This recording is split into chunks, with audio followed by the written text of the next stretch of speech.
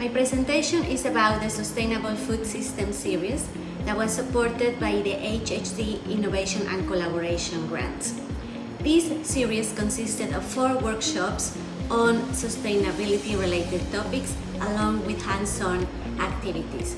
The topics that we covered on these workshops included sustainable food systems, what they are, how to reduce food waste, circular economy and upcycling, and how to have a sustainable diet.